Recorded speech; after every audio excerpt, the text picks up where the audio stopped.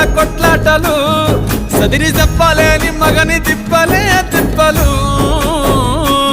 రచ్చబండ మీద ఆటలు ఛాయ బండి కాడ మాటలు